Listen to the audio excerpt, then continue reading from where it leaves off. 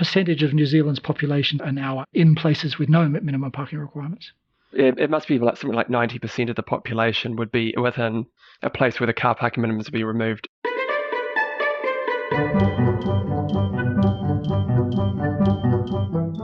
Welcome to Reinventing Parking, the podcast about parking policy for anyone who wants a better city and better urban transport.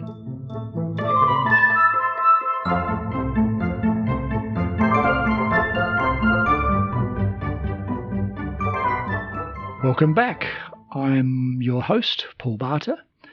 This time we're talking about parking reforms in New Zealand. It's a country that has just 5 million people and is a relatively wealthy and very car-dependent country in the South Pacific. Despite being very car-dependent, or maybe because of being very car-dependent, New Zealand as a whole, and its largest city, Auckland, have been taking great strides on parking issues. And to help us understand, I have two people who've been deeply involved in the main changes over the last 10 years or so.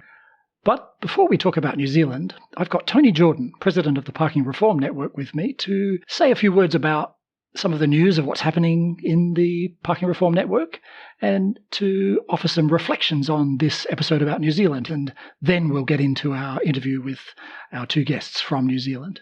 So hi, Tony. Hello, Paul. There's a lot of big news from PRN in the last few weeks. Can you share with the listener what's been happening and why should they go and visit the Parking Reform Network website? Yes, specifically people should go back and visit the website if they haven't for a while, because we did a major redesign and reorganization of the content and style of the site that I think is much more professional looking and provocative, especially if you are telling someone, hey, I heard about this organization. I think that when they visit the site, they'll get a much better idea of what we're up to. Yeah, it's really great. I've had a look and it really is very inviting.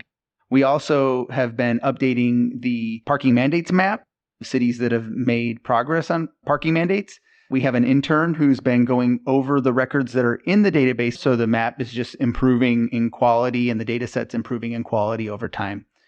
Yeah, and with New Zealand as one of the examples, which is on the map, even though it's very far from North America, just a reminder to the listeners who may be also very far from North America, this is an international thing and PRN aspires to be international. So if you have any parking news or updates that you want shared with the wider parking reform world, including news about campaigns against parking mandates, please do share them either with me or with Tony at the Parking Reform Network. Absolutely. We definitely would like to see what's happening elsewhere. And the last big news we have is that we've had a report in production for quite a while. It's Activist Guide to Parking Benefit Districts. We have put together a report that is directed at activists. It contains practical advice on how to talk to stakeholders about parking benefit districts and parking management, and has a whole list of resources, and that's on our website as well. A lot of our work is inspired by Professor Donald Shoup from UCLA, and he had, broadly speaking, 3 key thrusts in his suggestions for parking policy.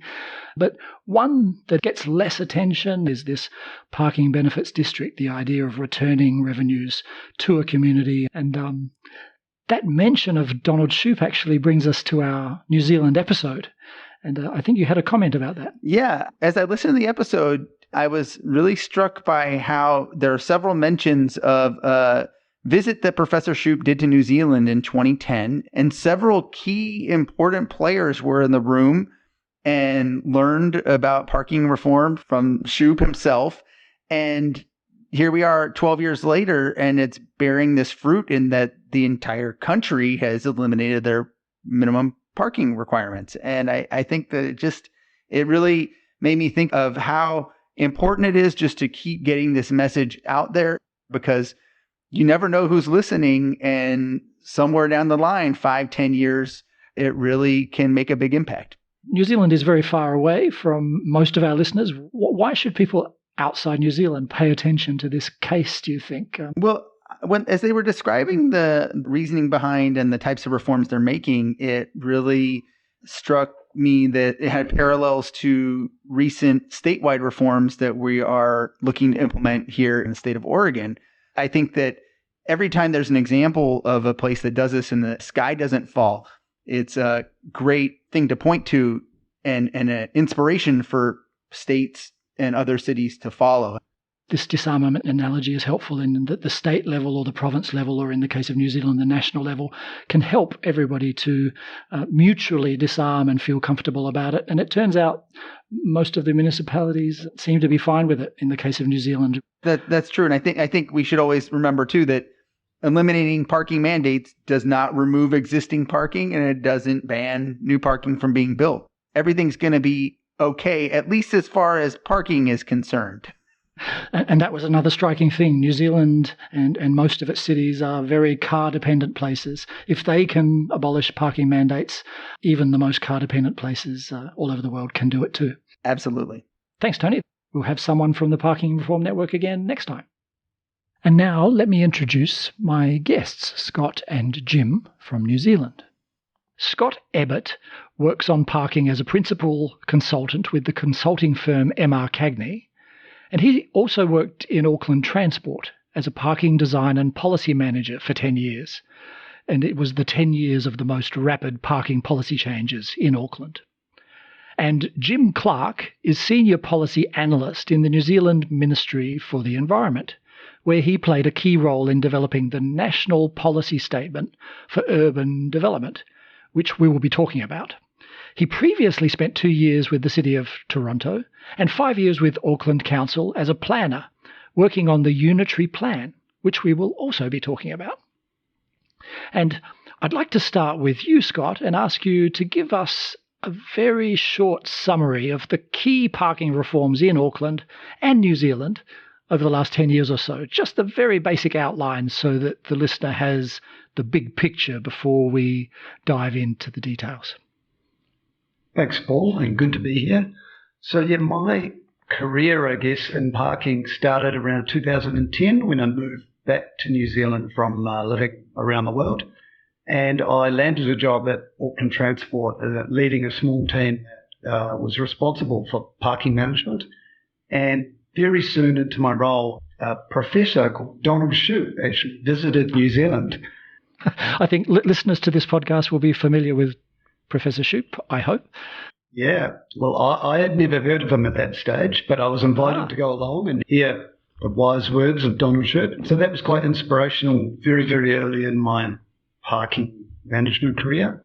But he sort of left 3 impressions, remove minimum parking requirements, charge for parking rather than use a time limit, and give the money back to the area that it was generated in. So, I guess my career started trying to push those policy approaches. And then in Auckland, there was a merger of 8 councils, I think, into one Auckland council. And that gave us a chance to develop new planning regulations. So there was a lot of advocacy work and support for removing minimum parking requirements. They were subsequently, in these new planning rules, mostly removed from town centres and from sort of high-density residential areas. My role also was in developing a parking strategy that used price to manage parking and a whole lot of things. So that's been rolled out over the last 6 years or so. Then the other big change was a national policy statement in urban development that came out just a couple of years ago in 2020. That removed minimum parking requirements from the entire country. So quite a big move. And just in the last few months, Auckland has been announcing some more on-street parking reforms. Is that part of the story too, or is it too soon to say? No, that's right. Auckland Transport at the moment in consultation, I've just finished consultation on a new parking strategy, which really seeks to be proactive, linking parking management to climate change and to land use planning, and getting the most out of arterial roads and supporting bus lanes and cycling and that sort of thing. So that gives us a great picture of the big arc of the story. And so now we can get into the details. So, Jim, I believe you were quite involved in the preparation of that unitary plan after this amalgamation that created one big city council. How is it that reducing and abolishing at least some of the parking minimums come to be part of the unitary plan? I wasn't at that time involved closely with the parking aspects of the plan, but I was involved with the rezoning. and the rezoning around key transport routes and stops. But it was important in those places to actually provide for density, to not have car parking getting in the way and getting in the way of the options to take public transport. But I was also at that talk with Donald Shoup, Scott. I didn't realise we were both in the same room. But there we go. I was there, and I went to that because one of my university colleagues, who later became Minister, Julian Genter, she had put that on, and I went to that because I was at university with her, and then later on she becomes Associate Minister for Transport, and she had a big influence on that. So at that point, going back to the unitary plan, I was just starting to understand this issue too, and perhaps I couldn't see where we were going to get to and where we needed to get to actually make parking policy work. But at that time, going back, we just removed it from those apartment building zones and the high density zones. But then right across the street where it had single house zone, car parking minimums were still required. So I then come along and developed my own place. I developed a co-housing development in Auckland with a group of other people. And we had to provide 20 car parks for 20 units. Whereas across the road, there is an apartment building with 6-story high buildings, and they didn't have to provide any car parking. And we were initially declined to go ahead because we had a shortfall of car parking. So it really brought it home to roost that if you're just on one side of the zoning boundary or the other, the absurdity of having this difference. But your co-housing residents, how many of you had cars that you would have parked in the streets? Well, declining, definitely. We've only been living here for a year now. So I think we're pretty nearly typical that we had a lot of people with cars, but we also had a lot of people with bikes and a lot of people ready to move to a place which is closer to the city centre, able to ride bikes, able to take public transport. So actually our car numbers have declined. So I think at the moment we have about 6 maybe parked in the street. But I think those people are thinking twice about keeping them because they're not using them very much. We also have a shared car scheme which we keep on site. So I'm kind of living and breathing it all at the same time.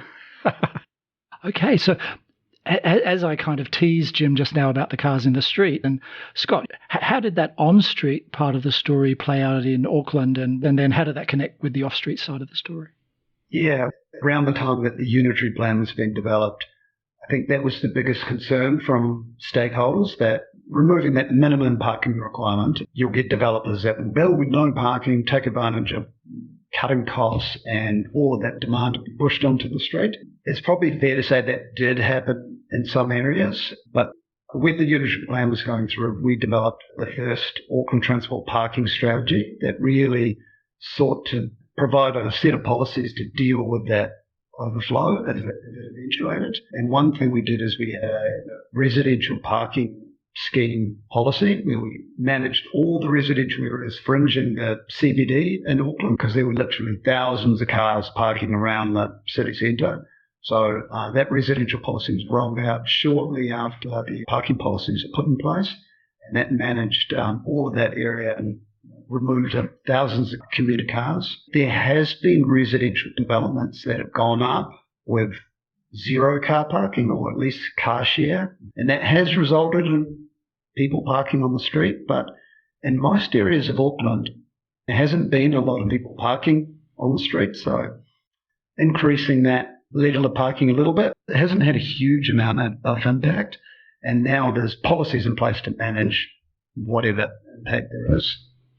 Yeah, I think you made an important point that those of us who are in favour of abolishing parking mandates, we shouldn't deny that there might be some people who will decide to park on street. And the key point is that off-street parking mandates are an incredibly inefficient and indirect way to try to deal with that problem that doesn't actually really help that problem.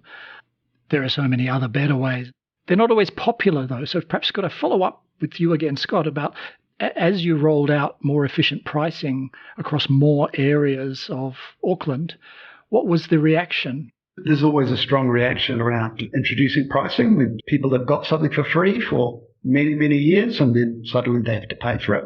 But I think the key that we had in Auckland in overcoming some of those issues was we did a lot of public engagement in the parking strategy. We met with resident groups, we met with business associations, a whole lot of councillors and elected officials. And we got a lot of feedback, and we had 2 stages of engagement. So when it was finally signed off and then we went to actually apply pricing in a town centre, we could lean on that engagement and support that we had. And that, I think that really did help get a lot of these projects off the line. I think that's really important, isn't it, for others in other cities? Rather than engaging people on specific proposals to price this street, you engaged the whole city on the strategy, a strategic parking strategy, which included statements such as, if parking reaches this condition, we will consider these options. Generally speaking, you could say that the population signed off on that strategy. So then when you actually come to implement, it's based on data, not sentiment or arbitrary political decisions. Would that be an accurate description? Yeah, exactly. Yeah. And I think that really helped. We're following the endorsed and approved and consulted on strategy for managing parking in Auckland. So you might not like this individual approach on your street, but we're following the direction that's being consulted on and signed off. So. Have the politicians had the courage to keep on with it? I was going to mention the politicians because I think back to that Donald Shoup talk again, I remember some councillors that actually came along to that. So I think that really helped because a lot of people don't understand parking. They don't get why we have to pay for parking. We don't get how parking is linked to mode shift and land use changes. So I think it was important for politicians to hear someone like Donald Shoup and to hear experts talk about it. So definitely some of them did understand those links and they did understand the reasons for doing it. Of course, they're always subject to the NIMBY one-on-one discussions with people that don't like something, but they understood the bigger picture. Some of them acted as advocates to even turn people around when they're engaging with the public. So, Jim, let's fast forward a bit to that big change, the National Policy Statement for Urban Development, NPS-UD 2020. Early this year, that councils had to remove the minimum car parking rates and policies and objectives, which would otherwise require minimums, from their plans by February this year, 2022. But some councils did it sooner, and we're starting to see the effects of that. And from the name, the listener will gather this was not a parking reform, this was an urban planning reform. So perhaps really quickly, what were the big elements of that policy statement? Well, it was part of a package, and there were about three main thrusts with the National Policy Statement on Urban Development. One was to get proper evidence and rigour coming into developing planning documents, including housing and business assessments. So making sure that you know how much housing supply you have and how much demand you have, and making sure that that's going to be met and reasonably likely to be uptaken. By the way, I forgot, we probably should give people context here just for a moment, which is that the urgency of this in New Zealand was an incredible housing crisis. Well, New Zealand is terrible. It's more expensive to live in Auckland than it is to live in New York. It's very unaffordable. You're paying 10, 12 times income in Auckland on average income to average house prices. It's better in others, but pretty bad in Auckland. So that was a real push for it. And then also we have the intensification requirements, being a secondary one, and I talked a bit about that at the beginning. At least 6 stories around a train station, for example, in the walkable catchment. And the other one was making sure that we had spatial strategies, which are looking into the long term to see where growth is going to go and making sure that that's clear there. Then also kind of a little bit of an oddity, we had this parking policy to remove car parking requirements from plans. So it almost wasn't a natural fit, but it was good to have it under this umbrella of all these other changes, not only because everything fits together, but also just to kind of not make it just the only topic that then draws a lot of heat. It's an intrinsic part of making housing more affordable, so it fit in there. But yes, some people might think it an odd fit. It was really the big push. It was about car park. It was about affordability, and that you could use that land, instead of car parks, you could use it for something else like a house, or you could use it for outdoor space. Rather than the one that a lot of people thought it was about trying to do mode shift change. That was a secondary priority. Climate change was further down the list. So it was really about housing affordability. And then couching in those terms as well helped the narrative, I think. Did the NPS as a whole meet with any serious opposition? In the end, it was a bipartisan policy. Well, that was definitely the medium density residential standards, which come a little bit later, which has basically abolished single housing, and that was at the end of last year. So single that's housing right. zoning, yeah. But this issue of housing, I mean, it has become less partisan. So we did really see that the opposition was in support of the national policy statement, although there was a bit of muddling at the beginning about whether all MPs in the opposition supported removing car parking. Senior MPs quite quickly within that party quickly said, no, it is important that car parking minimums are removed, and when we move from a regulatory-based system to a market-based system, we are not telling people they can't have car parks, just giving them the opportunity, the choice when they're buying a house, and to decouple housing and car parking, or unbundling housing and car parking. Let's allow other people to be the experts in car parking and allow other people to be the experts in building houses. So it's very interesting, isn't it, that these reforms are not clearly left, right, green, anti-green. They really do have appeal across the spectrum, but there's always the risk that you will get them embroiled in the culture wars and that they then do become controversial. But New Zealand managed to avoid that trap. Yeah, I think so. And one of the other things that you were talking before when Scott was talking about car parking pricing, we were telling people that it wasn't going to be just about you're going to have to start paying for car parking. Yes, if you want to have an absolute choice about where you want to park, then perhaps you're going to have to pay if you want to park right outside your house on the street in a high density area or in front of the shop you want to go to. But we're always going to say there's plenty of car parking around. There's ample supply of car parking, and there's probably going to be for the next few decades. But in this case, you might just have to walk further. And as a self-confessed far parker, I'm quite happy with that. I'm not sure if you come across the term far parking, but no, I became a far parker. So the far parker is something I learned from Canada. I had a friend who said, I'm a far parker. I always find the first car park I can rather than trying to salmon my way all the way up through the car parking area to get the car park outside. So once I flipped my mentality to get the first car park and be prepared to walk 2 minutes or a minute, everything changes. So there was another message we were trying to say. There's always going to be car parking. You just either going to have to pay for it or you might have to walk just a little bit further. That's wonderful. That's truly in the spirit of Shupista parking policy, is to encourage everyone who is able to be a far parker and to get some exercise into the deal and a discount. And the able point, very quickly, we didn't remove the ability of councils to impose minimum car parking rates for accessible car parks. Right, that's right. It's very important to emphasise that the disability issue is often raised as an objection to this, and councils can and should retain their accessible car park requirements. Yeah. One very weedsy thing before we finish with this NPS, the National Policy Statement issue, is that it abolished parking minimums completely in most places. What percentage of New Zealand's population are now in places with no minimum parking requirements?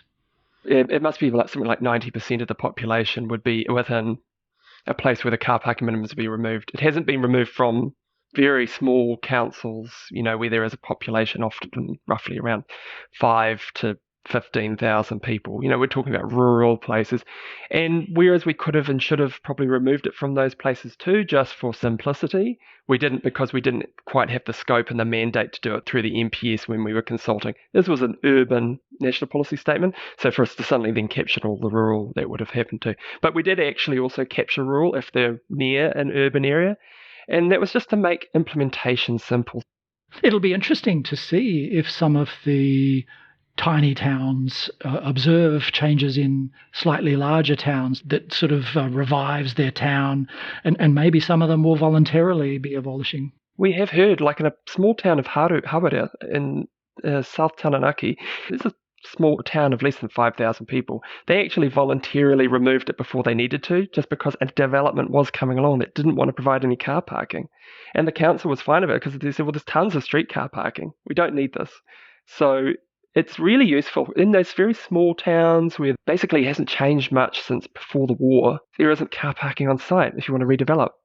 Jim, just talking about the national policy statement and the development, I remember that the work that you did with the ministry in supporting those changes, there was a PwC report and looking at sort of cost-benefit economics around removing parking minimums, and that came out very strong in favour. So do you think that influenced some of the decision makers or the politicians? Absolutely. Nothing like an economic analysis to assure everybody that everything's going to be fine. Yeah, it was very useful. That had a benefit cost ratio of something very high. I can't even remember. Once you get over $1 billion for me, was it 8? A BCR of 8? So yeah, for every dollar in cost, it was $8 in benefits. Okay, so just to clarify, that was the cost-benefit ratio for the abolition of parking mandates? Yeah.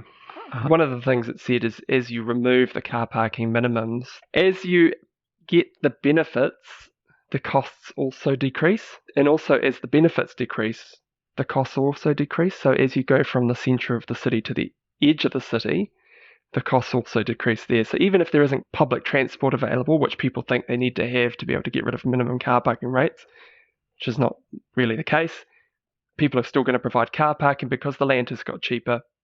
They can provide car parking and the market can do that. Very good point. I was just going to say, I read some of that PwC report, and it was quite interesting. They reference Christchurch. So for your listeners, Christchurch had a major earthquake about 10 years ago, and part of the rebuild, the council invested in some car park buildings and then removed a lot of parking on the street. And they found that businesses were starting to relocate, and the council encouraged them not to have their own parking because there's these shared parking resources, which is more efficient to share parking at. Making it a park once and walk district. Exactly. Incentivise all these businesses to relocate back into the rebuilt central city and have no parking associated with the building. There's a lot of congestion, street benefits to that, but also sort of land use benefits where you have productive land use and the parking separated and shared. We're getting a lot of very interesting and useful stories. Could I ask a little bit about the politics also of the NPS?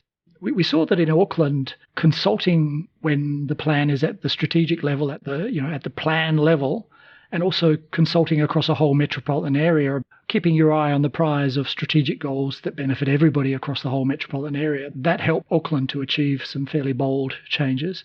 Similarly, it seems that New Zealand, again, is demonstrating that making these changes at the national level with eyes on a prize that is important for the national economy, having parking reform at that level rather than city by city or municipality by municipality seemed to make it easier to pass.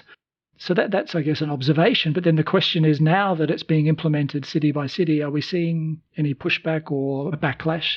Well, I think the one that the councils have to remove their minimum parking rules from their planning schemes, and they can't consult on that. So there's no ability for the public to have a say anymore in whether these rules are kept. Councils remove them. But in terms of just pushback on developments happening, I think there has been some pushback, and there's been a bit of media, particularly around residential development going up with no parking provided. And I think councils will realise that they need to have a strong public parking management policy because these changes or these impacts are going to be seen more often. One of the things I wanted to point out as a criticism of the policy that I worked on, I'll be open about it, is that even though it removed the minimum car parking rates from plans, what it didn't do is it didn't remove the ability of councils through their planning permissions and consents to consider the effects of car parking spillover. And so it allows councils to consider when they've got a planning application what the impact of the street car parking will be. And I think we're still in the early stages about councils and the planners who are on the front line considering these applications, thinking about the effects in an appropriate way and actually thinking about other ways of managing it rather than maybe what might be the first point of call for them is thinking about how many car parks on site have been provided or not been provided. Time will tell how serious that problem is. And it wasn't because we didn't know it was there or going to be an issue. It was that it was important to some people who were advising us in a technical advisory panel about maybe that's just going a bit too far. Okay. I do notice that councils are strongly encouraged to manage effects associated with supply and demand through comprehensive parking management plans instead of parking minimums, but that's not quite enough, is what you're saying, perhaps. We'll see. Time will tell. Yeah. And also to support councils for this potential problem coming up, the New Zealand Transport Agency, Waka Kotahi, they developed a national parking guidance document that councils around the country can pick up and understand best practice parking management principles and guidelines and policies. So I know a lot of councils are starting to use that when residential areas are starting to intensify and there's increased on-street parking demand. Yeah. Just an observation. As an Australian, I'm sure Australians would be surprised going to relatively small cities and towns in New Zealand and finding parking meters in the main streets, and going to relatively suburban places in Auckland and finding parking meters. Parking meters in Australia are restricted to the most intensely developed and busy places. Yeah, I've seen in the media in Australia where councils try and put parking meters into smaller towns or suburban areas. There's a pretty fierce backlash. So what's your secret? How do the Kiwis do it? Oh, we're very different from Australians. Well, I don't know exactly. That's interesting, but I wonder if it's because it is actually a useful funding mechanism as well, and so it can also support that. And that's because councils find it very difficult in New Zealand to raise funds. We've got a very centralised funding regime where basically all the money is held by central government and very little of it is shared with local authorities. So that could be part of it.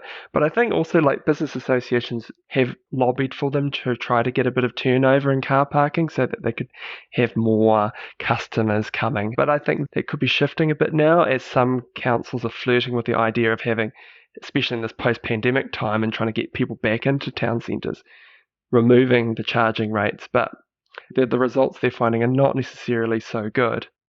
There was an example in Hastings where they removed the charging for a while. They had a $60,000 loss in revenue, but the retailers didn't notice any difference in retail spending. That's the classic story. Yeah, well, that Hastings example was really interesting because after that happened and the council was pressured to make parking free, and they found that it didn't have a lot of difference in terms of visitation and economic development, the council actually went out to consultation and they said, would you prefer that parking is paid for through rates and that there'll be a small rates increase or a proportion of the rates increase will cover parking, or would you prefer it to be user pays? Let me interrupt Scott for a moment there. By paying through rates, he means paying through local property taxes. And the public took the sensible option and said, no, the users should pay for it. And so they implemented paid parking again, and there's a mandate, and councillors could safely say that they're supported by the public. I guess the status quo ante there helped a lot, right? The fact that it had been priced, whereas places that are currently free, people don't perceive that there's a loss. But that's an excellent way of framing the question. I think that it's important for councils to say there's still a cost to parking. Parking takes up a lot of land. There are resources in managing it, maintenance costs. So those costs should be covered by the users rather than paid by everyone. So could I ask about something else that Auckland did as part of that strategy that you talked about before, Scott? It decided to set the parking prices in a shupista way. So roughly every year or 18 months, an assessment was done of occupancy. So places with very light parking demand, it might be just a shift from no management to time limits. But in places with higher parking demand, there might be a shift to pricing. And then in the places that are already priced, if the occupancy was too high, there would be an adjustment to the prices. Or if occupancy is too low, an adjustment down. So I reported on that years ago, but I haven't seen much follow-up, which is a common story, actually. When this is done, often there's deathly silence afterwards. And my assumption usually is that's because it's working and no one's complaining. But is that a correct assumption in the case of Auckland? Yeah. So the parking policy that was developed in 2015 included that demand-responsive pricing approach, setting the price of parking to achieve 85%. So yeah, that has been rolled out in Auckland. It probably doesn't get reviewed as much as it should, but probably every 12 to 18 months. COVID's interrupted that, of course, but there has been some successful moving from free parking to actually paid parking and taking that approach. And I think one of the key ways to get buy-in from the public and businesses is removing time limits. So using price to get the turnover rather than a time limit. I think we've proved in some areas that a 1 hour time limit is actually bad for business because customers have to leave. That rather than having dessert. They said, my time's up, I've got to go, or they don't go shopping afterwards. Yeah, what are you trying to do? Give up on dessert? How mean? How cruel? That's right. Yes, you're an anti-dessert politician. What? Well, I think what actually happened in Auckland when time limits were removed in the central city, it's CBD of Auckland, is parking infringements dropped by 25% because there's all these people getting a ticket of staying longer than an hour. A sort of typical meeting would go for an hour and people overruns, they come back and they've got a ticket. And an infringement ticket is a bad experience, it's that negative experience of your trip, your visit, going to a show or going shopping. So infringements dropped by 25%. That was important for businesses to understand. And people worry about equity in pricing of parking, but equity around infringements and fines is far more severe, and the likelihood that you might end up with a warrant against you and that kind of thing. So much better to just manage it properly in the first place and have very few infringements. Yeah. There's one more big topic that I do want to talk about, and this is perhaps Jim's department mainly, is have we seen results on the ground of these reforms to the parking mandates, the abolitions of parking minimums? Is there evidence of change in the pipeline of developments as a result? Yeah, well, I'll actually get Scott to talk a bit about this because they've been the ones who've been doing some great work actually monitoring a council which was the first to remove minimum car parking rates very soon after the National Policy Statement on Urban Development. So I'll get him to talk to that. But I think what we are definitely seeing is that developers are developing places with less car parking. And that's right across the country. But I'll get Scott to speak to what their research has been finding. So we've been following development in Auckland and Wellington. And I think the Wellington example is the most interesting because, as Jim mentioned, they were the very first council to take the minimum parking requirements out of their planning rules. And they did it almost straight away, I think, at the end of 2020. This is the Hutt Valley region of Wellington. So it's one of the councils that make up Greater Wellington area. So we tracked medium density housing developments over 2019, 2020, 21 and this year. And we found that the average car parks per apartment before the change was around 1 because there was a minimum, so you'd expect it was around 1. After the changes went ahead, in 2021 and 2022, that had halved. So the average number of car parks went down to 0.5. So, quite an immediate change and a lot more development happening. So that was a really interesting change. And as Jim said before, the National Policy Statement was about tackling housing affordability and prices. Prices were rampant in New Zealand.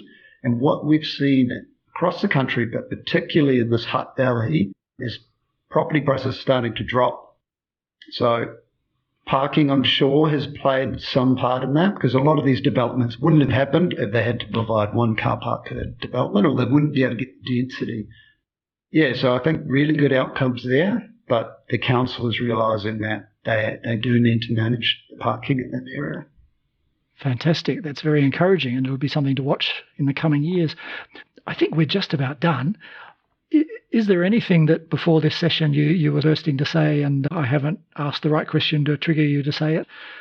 Well, I think maybe I said this before we came on air, and it's amazing to get this change across the country, in a country where we have the highest car ownership rate in the world. We've got over 90% of households have at least one car. If you're in a place in the world listening to this and you're like, but everyone here owns a car, there's no way we can change it. Well, look at the country which has the highest car ownership rate.